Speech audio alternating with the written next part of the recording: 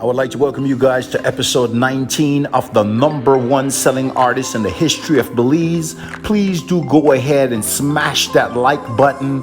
Do go ahead and subscribe if you have not already subscribed. And while subscribing, hit that notification bell and hit all so that you are notified every time I upload a new video. Yes, guys, you definitely want to share this video with at least one person. Don't be selfish. Share this video, share this video, share this video. It is important that we get our voices out into the community to let the people know that we can make a difference. All we need is an idea and an imagination. If you can imagine something and if you have an idea of something you want to do, yes, you can do it. Despite of your position, despite of your situation or circumstances. Let's go ahead and get right into this video. There I was, about 8 years old, selling candy in the streets, or selling tableta and fudge in the streets. I would sell my tableta and fudge, and I would try to go into areas where I didn't know the people because I was embarrassed for my classmates and people I know to see me selling in the streets. It was very embarrassing to me. I felt like only people who are poor go sell in the streets. I don't know where that mentality came from, but I believe that that is the mentality that was rampant around my community and the perception that was given at that time of my life. Even though I was looked at as being poor and doing really bad, I didn't really want to be looked at that way.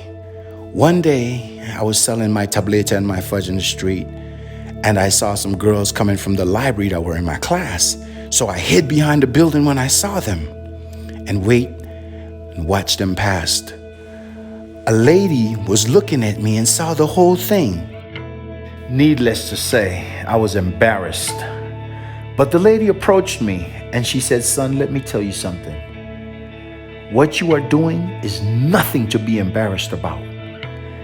And when you grow up, if you continue doing what it takes to survive and doing what is necessary to provide for yourself, those very same 3 girls that you are hiding from are going to grow up to be grown women, and they are going to be looking for a man like you. They are going to need a man who will be willing to do what it takes to provide for them and to be able to survive. And what you are doing says a lot about you and who you are and what you are going to be. You are going to have everything in life you want if you continue along this path and know that you are doing the right thing, working for what you want. It is the greatest quality you can ever have." I can never forget the look in that lady's eyes and the look in her face. And it has been one of the greatest motivation that ever registered in my head. Son, what you are doing is nothing to be embarrassed about. You are doing what it takes to survive, and you are an honest person, and you can have anything you want. So despite of what my situation and my circumstances was at that moment, I had an imagination and I had an idea. I had an idea of what I wanted, and I imagined in my head what it is that I wanted to accomplish. And I was taking these little baby steps to accomplish it. I used that same mentality and everything else that I ever wanted in life. When I went to go sell my music in the streets, all I can think about was what that lady told me. Son, what you're doing is nothing to be embarrassed about.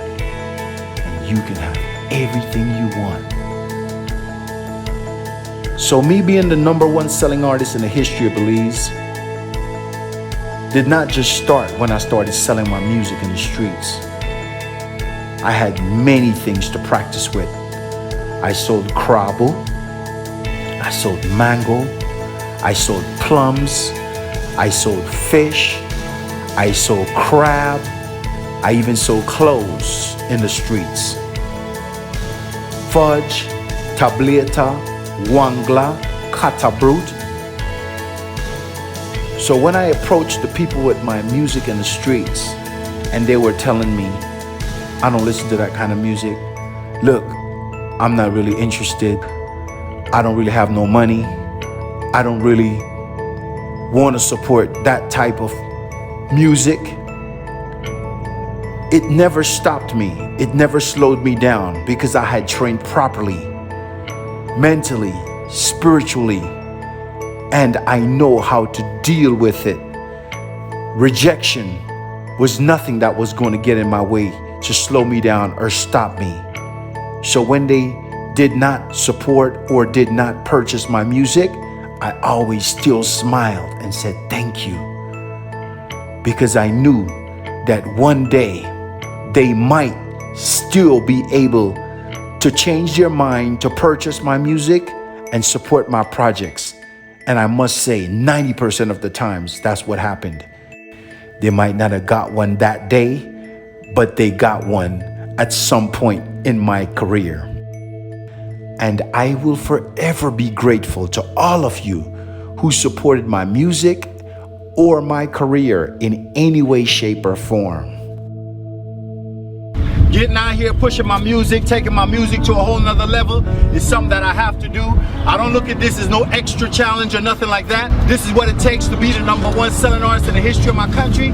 This is what it takes to take my music to the next level and to get it to the places where I wish it to go. So I'm just doing basically what I gotta do. Thanks a million for all of your support. This episode of the #1 selling artist in the history of Belize was brought to you by JBV. JBV, bringing you the best quality for less. Ladies and gentlemen, reintroducing to you the Blackout JBV slides, known worldwide as the hottest slides on God's green earth. Super comfortable, beautiful, classy, elegant, sexy. It's a must-have. Notice the design on the bag. We leveled up on the bag, given that it's bag season and everything, and we got the pouch for y'all. Ooh. JBV to the world.